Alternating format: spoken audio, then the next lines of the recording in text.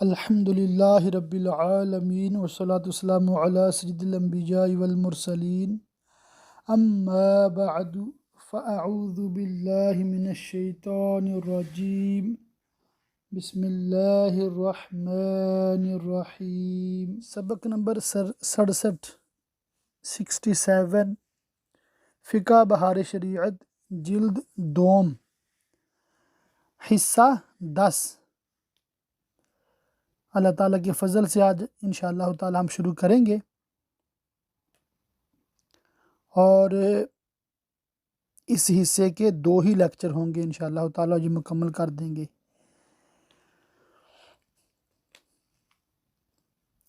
پہلا ٹاپک جو ہے لکیت کا بیان۔ اب یہ لکیت کیا ہوتا ہے؟ عرف شرع میں لکیت اس بچہ کو کہتے ہیں جس کو اس کے گھر والوں نے اپنی تنگ دستی یا بدنامی کے خوف سے پھینک دیا ہو۔ جس کو ایسا بچہ ملے اور معلوم ہو کہ نہ اٹھا لائے تو ضائع اور ہلاک ہو جائے گا، تو اٹھا لانا فرض ہے،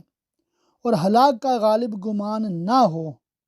تو بھی اٹھا لینا مستحب ہے۔ لکیت آزاد ہے، اس پر تمام احکام وہی جاری ہوں گے جو آزاد کے لیے ہیں، اگرچہ اس کا اٹھا لانے والا غلام ہو۔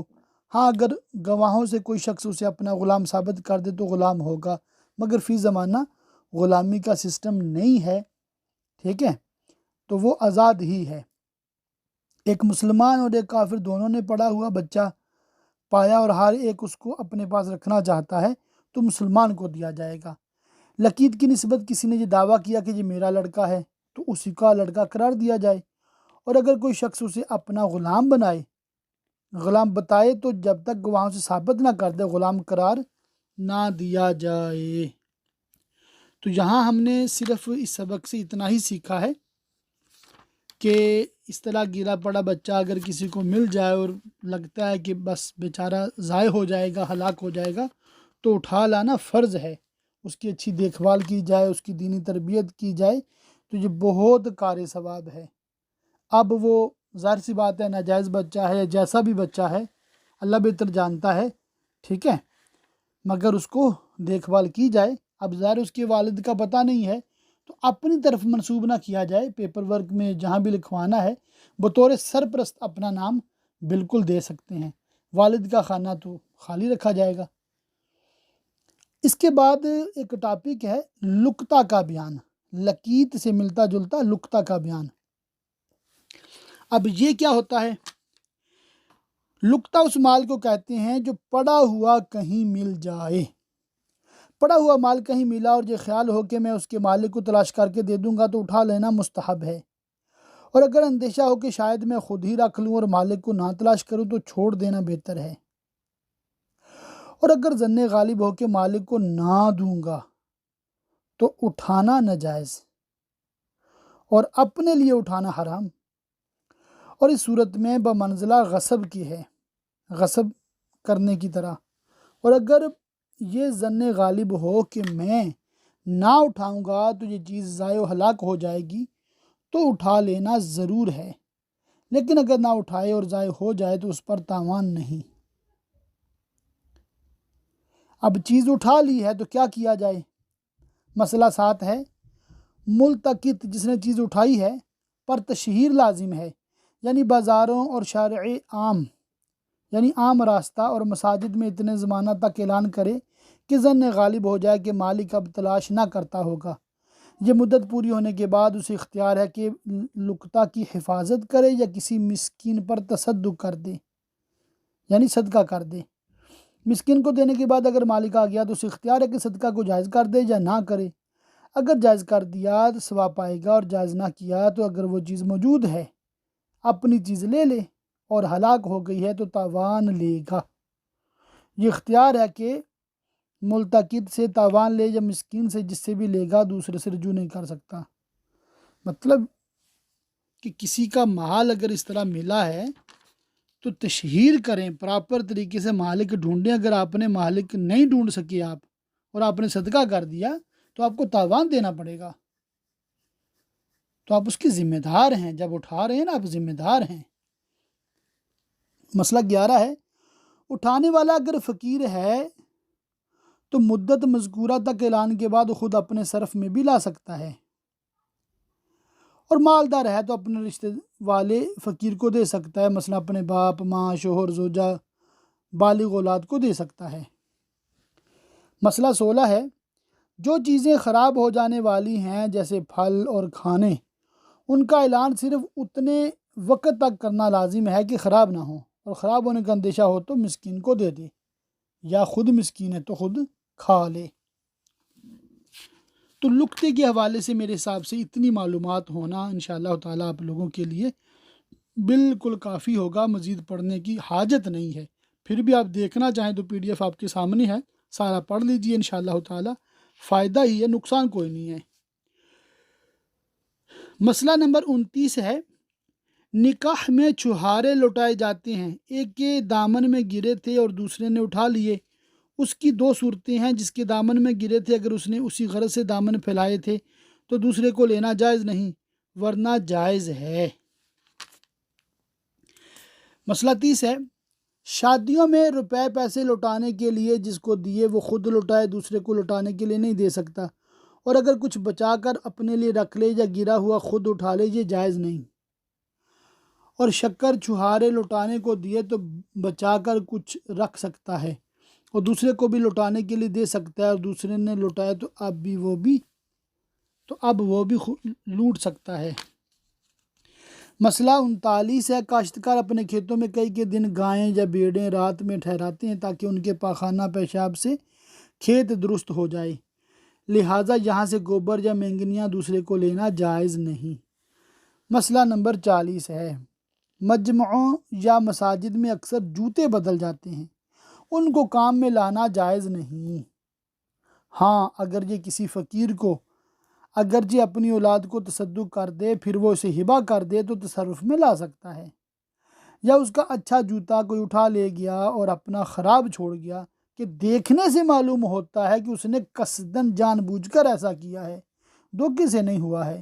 تو جب یہ شخص خراب جوڑا اٹھا لایا اس کو پہن سکتا ہے کہ یہ اس کا عوض ہے۔ مسئلہ 48، مسجد میں سویا تھا، اس کے ہاتھ میں کوئی شخص روپے کی تھیلی رکھ کر چلا گیا تو یہ روپے اس کے ہیں، اپنے خرچ میں لا سکتا ہے۔ آخری مسئلہ نمبر 51 ہے، چور نے اگر کسی کو کوئی چیز دے دی، اگر مالک معلوم ہے تو مالک کو دے دے، ورنہ تصدق کر دے، خود اس چور کو واپس نہ دے۔ فائدہ، جب کوئی چیز گم ہو جائے تو یہ دعا پڑھے، یا جامع الناس لیوم لا ریب فیہ ان اللہ لا یخلف المیعاد اجمع بینی و بین دالتی۔ دالتی کی جگہ اپنی اس چیز کا نام ذکر کرے، وہ چیز مل جائے گی۔ امام نووی رحمۃ اللہ علیہ فرماتے ہیں اس کو میں نے آزمایا ہے، گمی ہوئی چیز جلد مل جاتی ہے۔ دوسری ترکیب یہ ہے کہ بلند جگہ قبلہ کو منہ کر کے کھڑا ہو اور فاتحہ پڑھ کر اس کا ثواب حضور اقدس صلی اللہ علیہ وآلہ وسلم کو نظر کرے، پھر سیدی احمد بن علوان کو ہدیہ کر کے یہ کہے،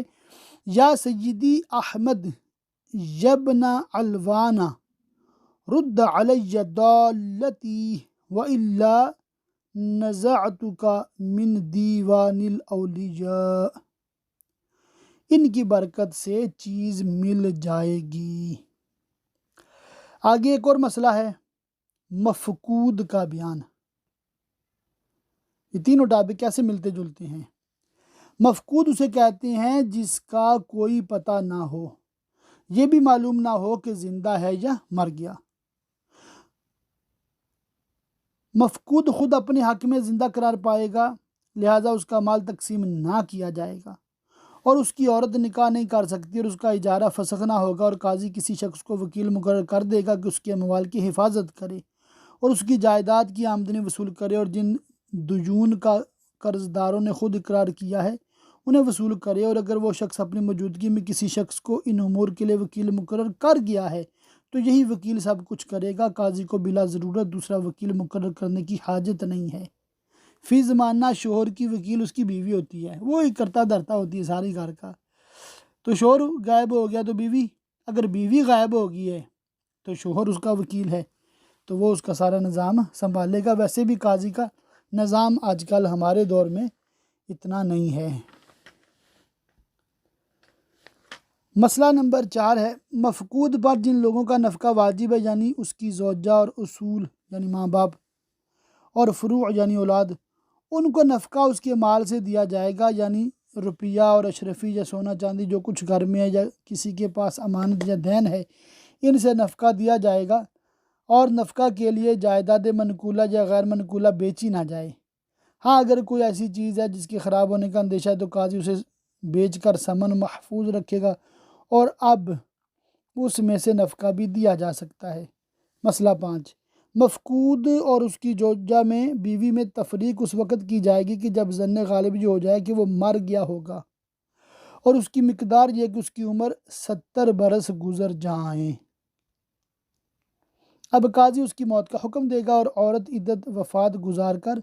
نکاح کرنا چاہے تو کر سکتی ہے، اور جو کچھ املاک ہیں ان لوگوں پر تقسیم ہوں گے جو اس وقت موجود ہیں۔ یہ دیکھیں بھی 70 سال، یہ تھوڑا مشکل ہے نا، تو اس لیے علماء نے فی زمانہ امام مالک رحمۃ اللہ علیہ کے فتوے پہ فتویٰ دیا ہے کہ اس کا مسئلہ یہ ہے کہ اگر کسی کا شوہر مفقود ہو گیا، کسی کا شوہر مفقود ہو گیا، خبر ہی نہیں ہے فوت ہے زندہ ہے، تو جب بالکل لاچار ہو گئی عورت تو مفتی کے پاس جائے اور وہاں پر اپنی شکایت درج کرائے کہ میرا شوہر لاپتہ ہے، تو وہ جب وہ درخواست دے گی 4 سال کا ٹائم دیں گے صرف، اور 4 سال تک ڈھونڈے گی، عورت نہیں ملا تو پھر واپس آئے گی، اور پھر مفتی صاحب جو ہیں فسخ نکاح کر دیں گے، اور پھر عورت عدت گزار کے آگے نکاح کر سکتی ہے۔ تو یہ 4 سال تب شروع ہوتے ہیں جب وہ شکایت وہاں پر مفتی صاحب کے پاس لکھوائے، جمع کرائے، بتائے۔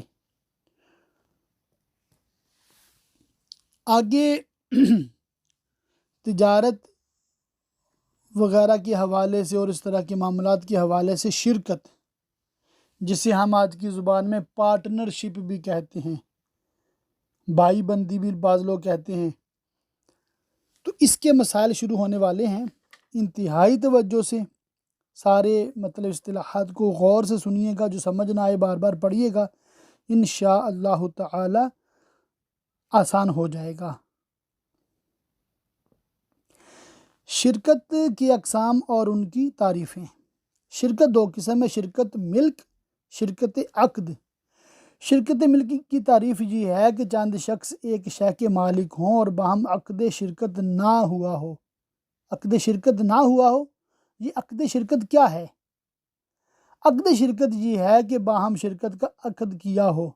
مثلا ایک نے کہا میں تیرا شریک ہوں، دوسرے نے کہا مجھے منظور ہے، یہ ہوتا ہے عقد شرکت۔ اور اگر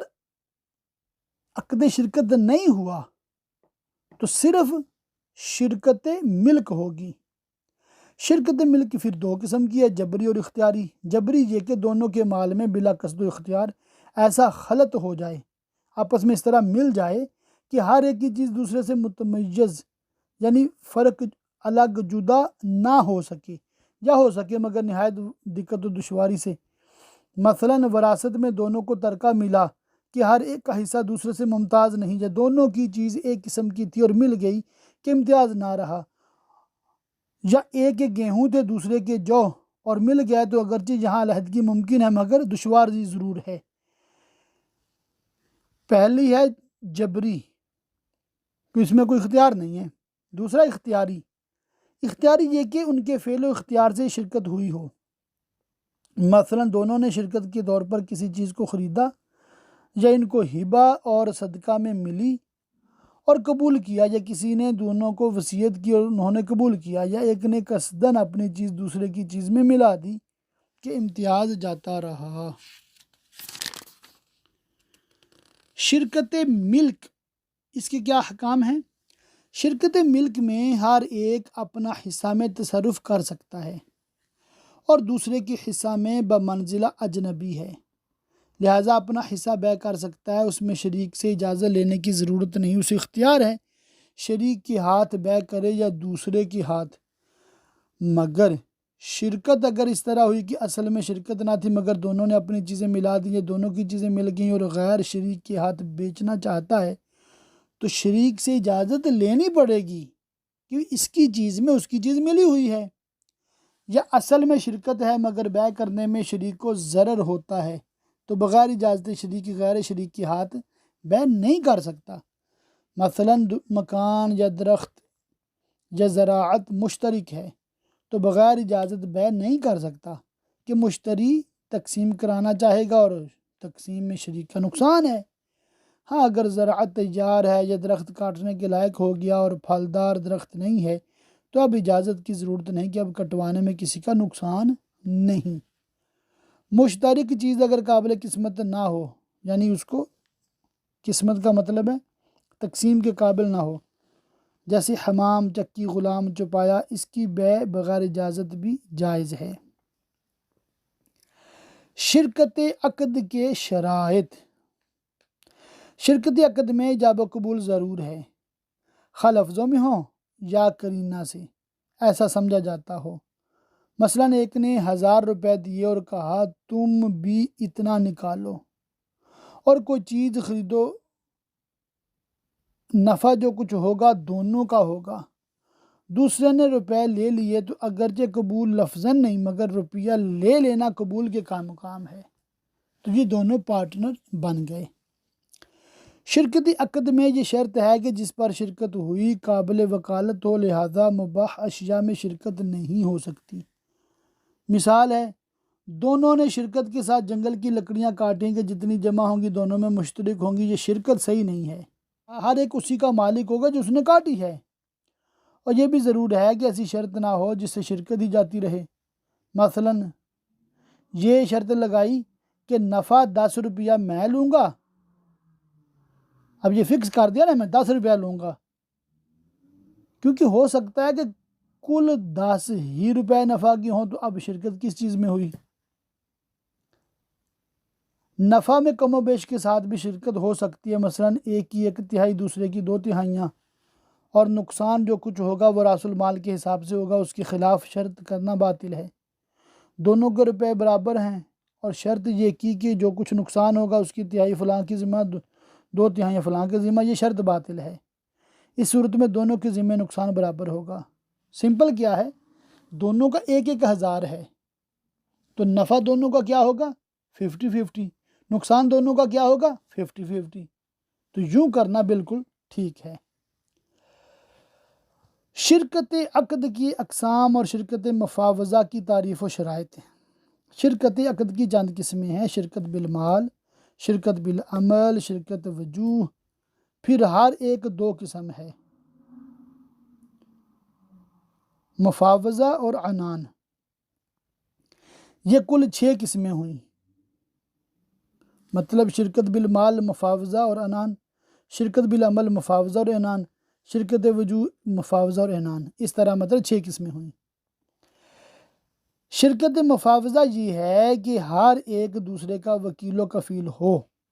یعنی ہر ایک کا مطالبہ دوسرا وصول کر سکتا ہے اور ہر ایک پر جو مطالبہ ہوگا دوسرا اس کی طرف سے ضامن ہے۔ اور شرکت مفاوضہ میں یہ ضرور ہے کہ دونوں کے مال برابر ہوں اور نفع میں دونوں برابر کے شریک ہوں، اور تصرف و دین میں بھی مساوات ہو، لہذا آزاد و غلام میں اور نابالغ و بالغ میں، مسلمان و کافر میں اور عاقل و مجنون میں، اور 2 نابالغوں میں اور 2 غلاموں میں شرکت مفاوضہ نہیں ہو سکتی۔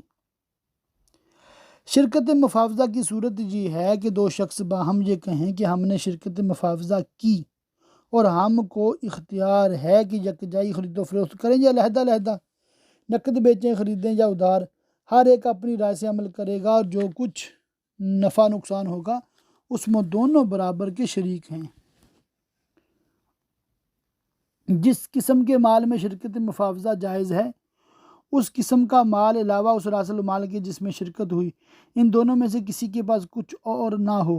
اگر اس کے علاوہ کچھ اور مال ہو تو شرکت مفاوضہ جاتی رہے گی، اور اب یہ شرکت عنان ہوگی جس کا بیان آگے آتا ہے۔ شرکت مفاوضہ میں 2 صورتیں ہیں: ایک یہ کہ بوقت عقد شرکت لفظ مفاوضہ بولا جائے۔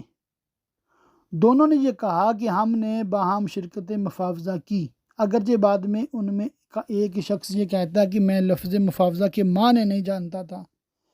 کہ صورت میں بھی شرکت مفاوضہ ہو جائے گی اور اس کے احکام ثابت ہو جائیں گے اور معنی کا نہ جانا عذر نہ ہوگا۔ اس کی دوسری صورت یہ ہے کہ اگر لفظ مفاوضہ نہ بولیں تو تمام وہ باتیں جو مفاوضہ میں ضروری ہیں ذکر کر دیں۔ مثلا دو ایسے شخص جو شرکت مفاوضہ کے اہل ہوں یہ کہیں کہ جس قدر نقد کے ہم مالک ہیں اس میں ہم دونوں باہم اس طرح پر شرکت کرتے ہیں کہ ہر ایک دوسرے کا پورا اختیار دیتا ہے، جس طرح چاہے خرید و فروخت میں تصرف کرے، اور ہم میں ہر ایک دوسرے کا تمام مطالبات میں ضامن ہے۔ ہندوستان میں عموماً ایسا ہوتا ہے کہ باپ کے مر جانے کے بعد اس کے تمام بیٹے ترکہ پر قابض ہوتے ہیں اور یکجائی شرکت میں کام کرتے رہتے ہیں۔ لینا دینا، تجارت، زراعت، کھانا پینا ہر ایک ساتھ مدتوں رہتا ہے،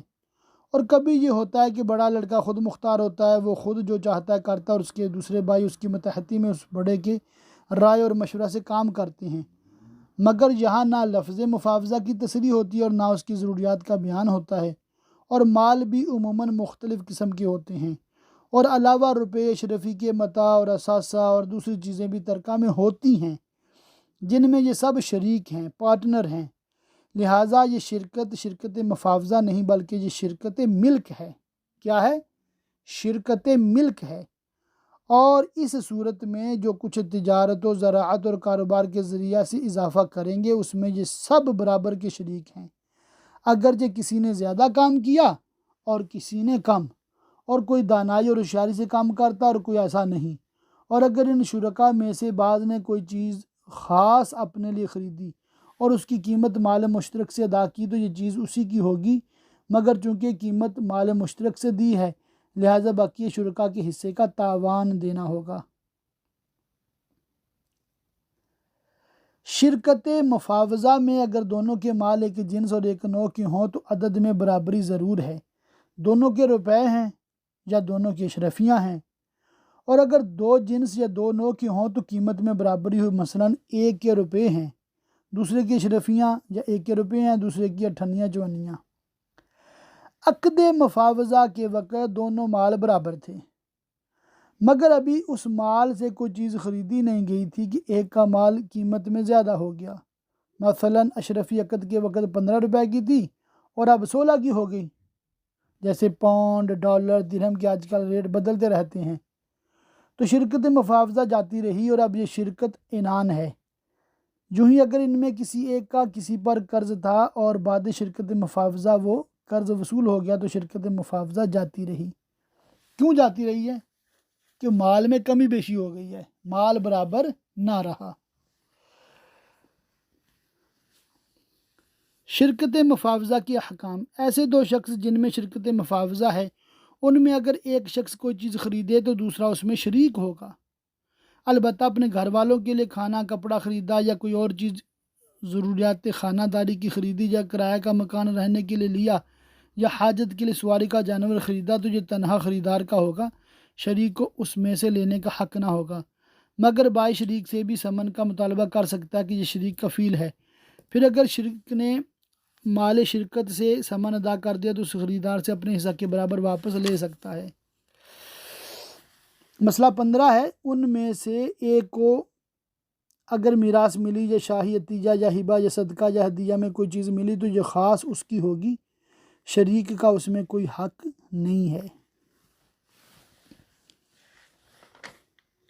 مسئلہ نمبر 23 ہے، اگر ایک نے کسی کو نوکر رکھا یا اجرت پر کسی سے کوئی کام کرایا یا کوئی کرایہ پر جانور لیا تو مواجر ہر ایک سے اجرت لے سکتا ہے، کیونکہ ان دونوں میں بھائی بندی ہے نا، دونوں پارٹنر ہیں تو دونوں سے مطالبہ ہو سکتا ہے کہ کاروبار دونوں کا مشترک ہے۔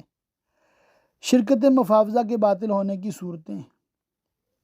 ان دونوں میں سے ایک کی ملک میں اگر کوئی ایسی چیز آئی جس میں شرکت ہو سکتی ہے، خواہ وہ چیز ایسی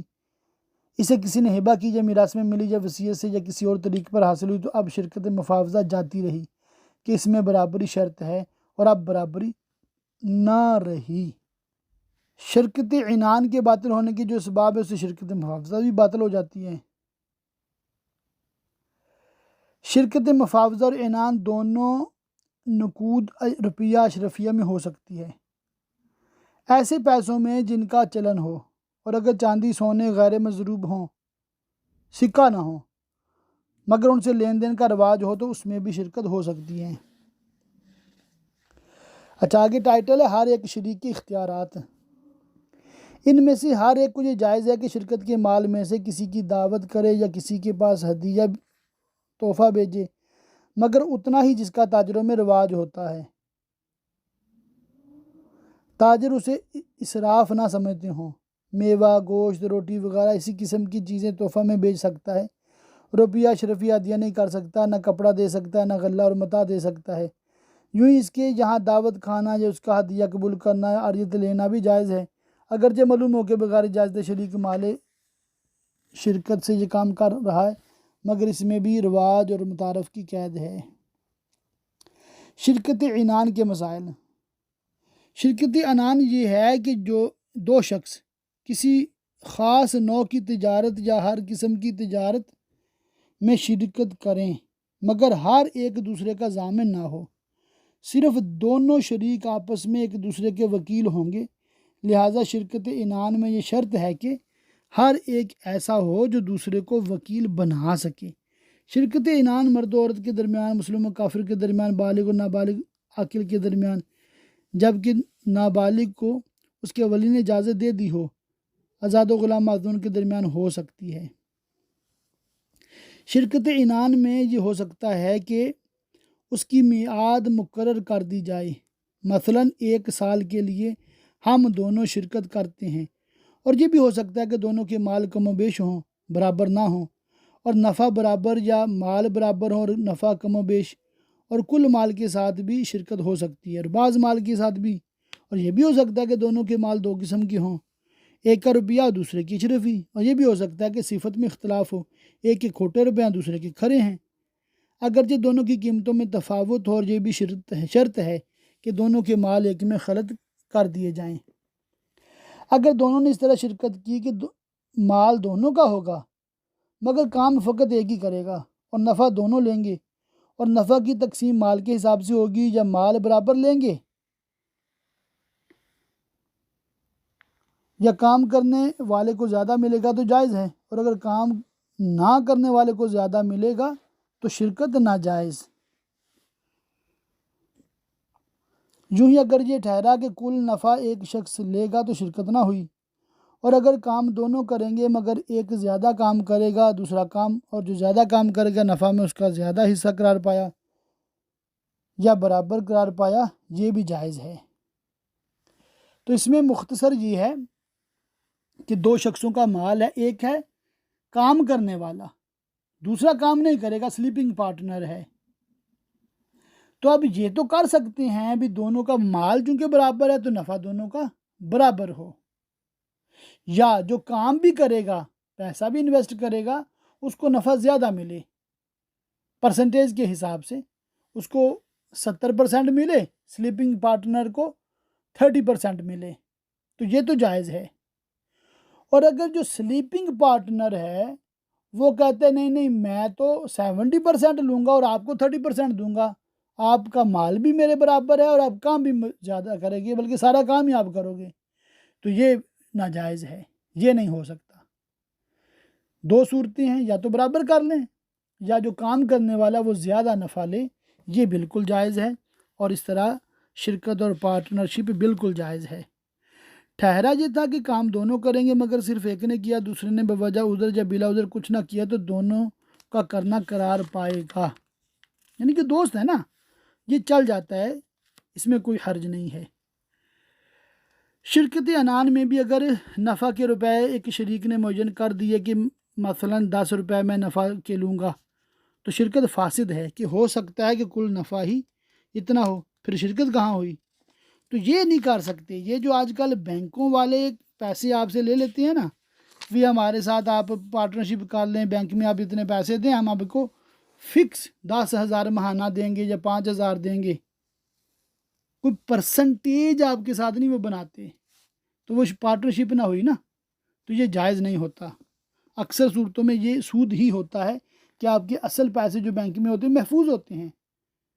آپ کو وہ پرافٹ دے رہے ہوتے ہیں تو وہ قرض پر آپ کو نفع دے رہے ہوتے ہیں، وہ بالکل سود حرام ہے، وہ پارٹنرشپ بالکل بھی نہیں ہے۔ تھوڑا ٹائم اوپر ہو جائے گا مگر آپ سماعت کرتے جائیں۔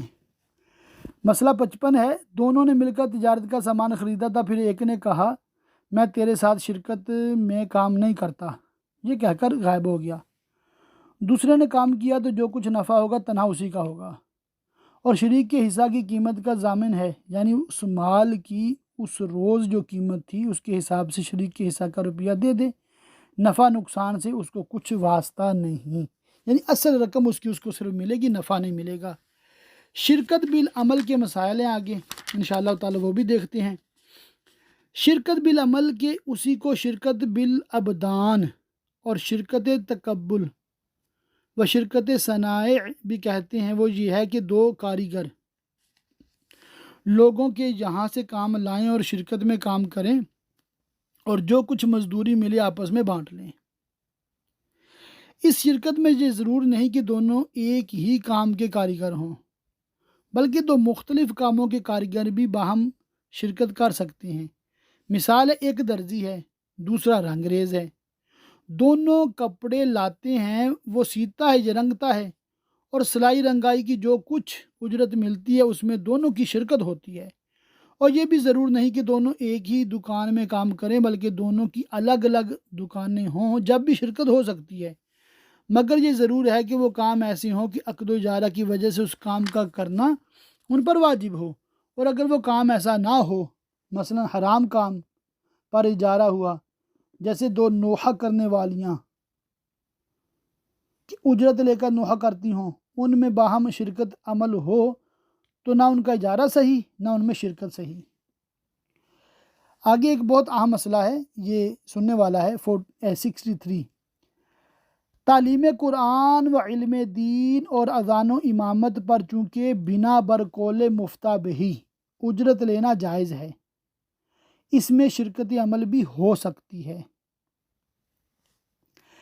شرکت عمل میں ہر ایک دوسرے کا وکیل ہوتا ہے، لہذا جہاں توکیل درست نہ ہو یہ شرکت بھی صحیح نہیں۔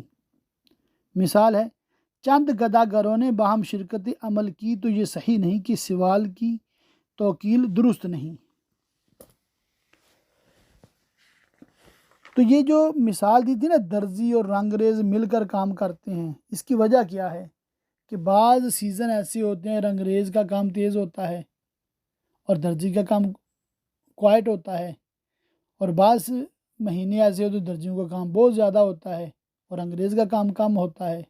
یہ دونوں اگر پارٹنر بن جاتے ہیں اس طرح تو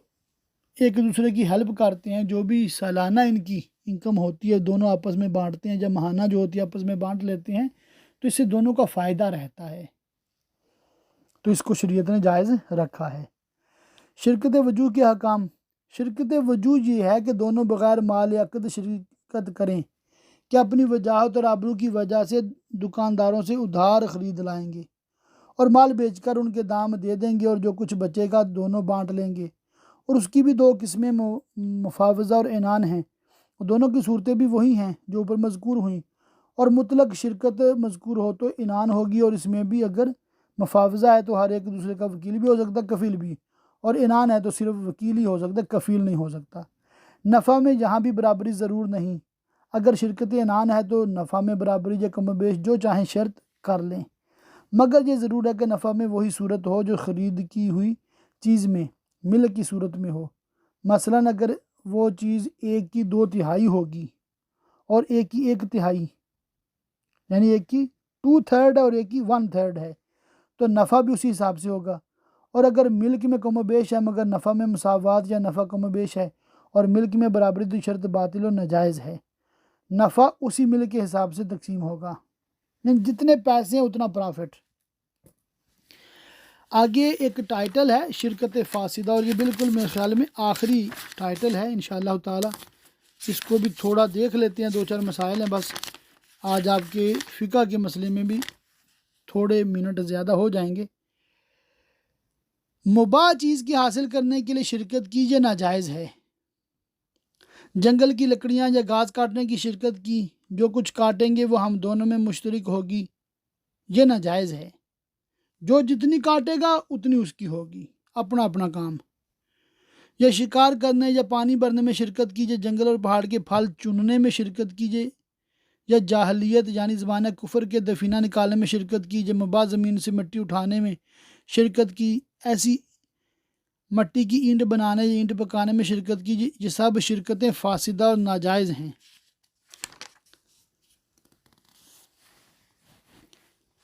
مسئلہ 2 ہے، مٹی کسی کی ملک ہے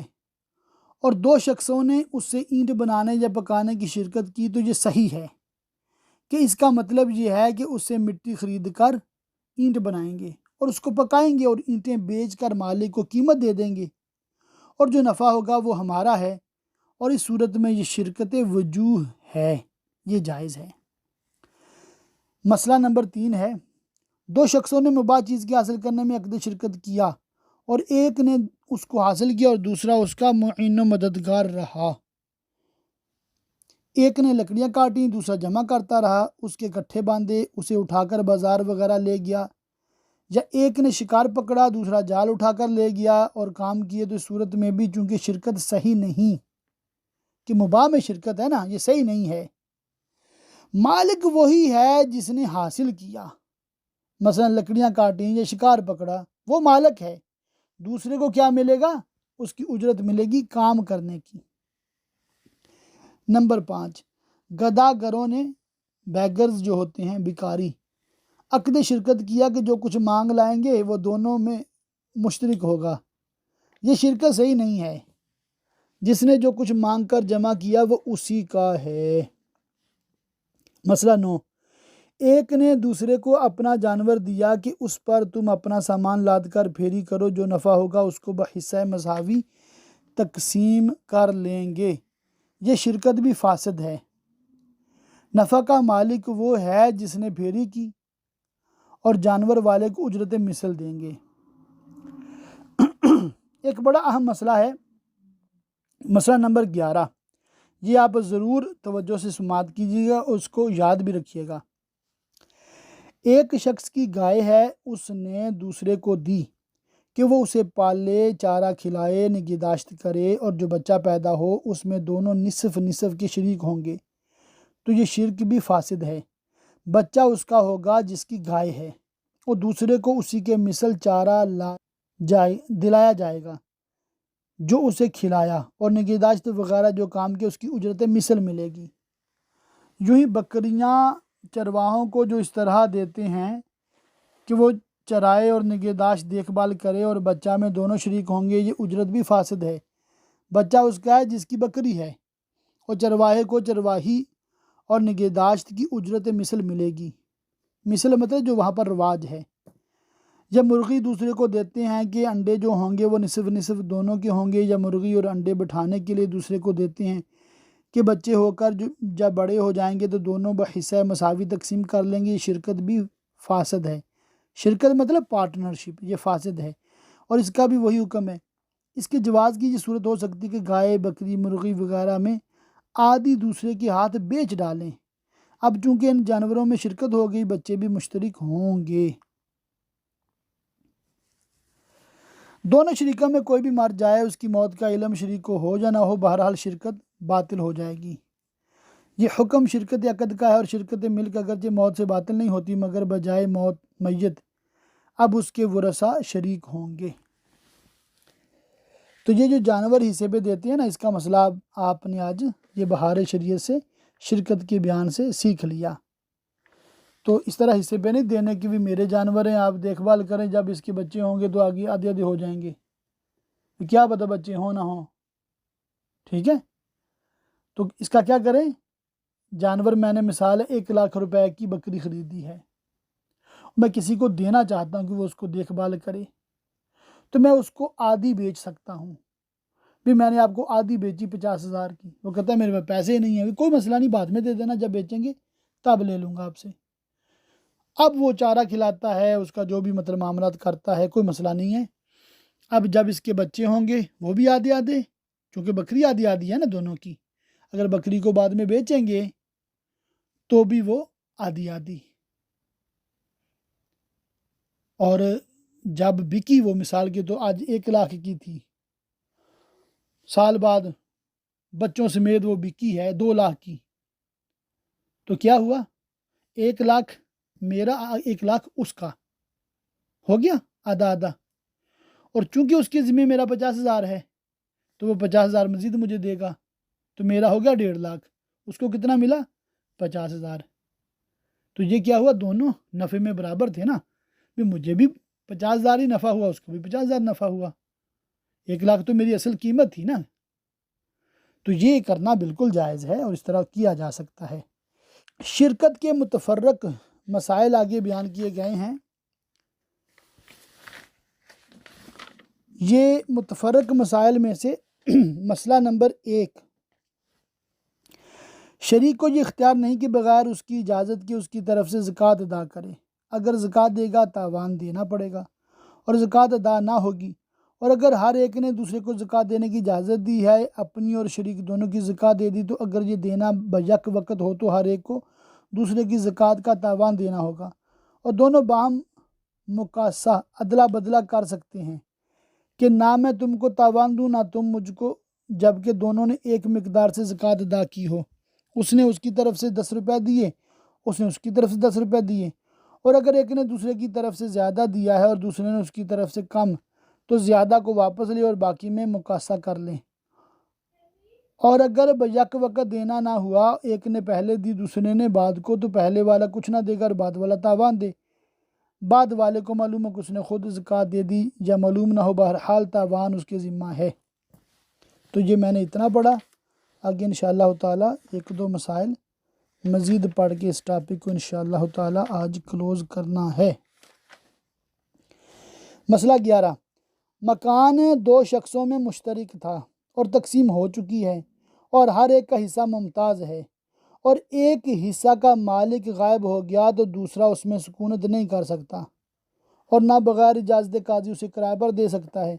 اور اگر خالی پڑا رہنے میں خراب ہونے کا اندیشہ ہے تو قاضی اس کو کرائے پر دے دے اور کرایہ مالک کے لیے محفوظ رکھے۔ اور 2 شخصوں میں مشترک کھیت ہے اور ایک شریک غائب ہو گیا، تو اگر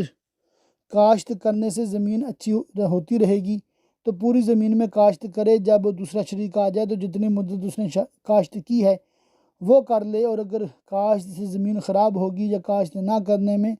اچھی ہوگی تو کل زمین میں کاشت نہ کرے بلکہ اپنے ہی حصہ کی قدر میں زراعت کرے۔ آخری مسئلہ نمبر 18، کھیت مشترک تھا، اس کو ایک شریک نے بغیر اجازت بو دیا، دوسرا شریک نصف بیج دینا چاہتا ہے تاکہ زراعت مشترک رہے، اگر جمنے کے بعد دیا ہے جائز ہے اور پہلے دیا ہے تو ناجائز، اور دوسرا شریک کہتا ہے کہ میں اپنا حصہ کچی زراعت کا اکھاڑ لوں گا، تو تقسیم کر دی جائے، اس کے حصے میں جتنی کھیتی پڑے اکھڑوا لے۔ اللہ تعالیٰ کے فضل سے آج ہم نے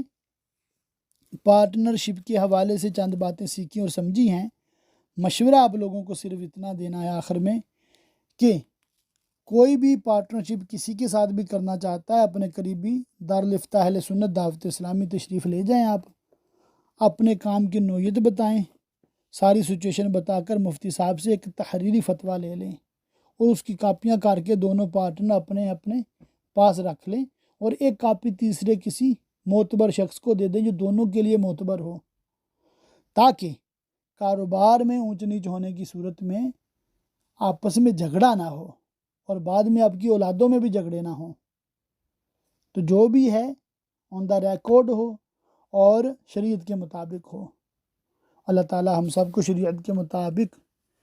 سارے معاملات کرنے کی توفیق رفیق مرحمت فرمائے، آمین بجاہ النبی الامین وصلی اللہ تعالی علیہ وآلہ وصحبہ وبارک وسلم۔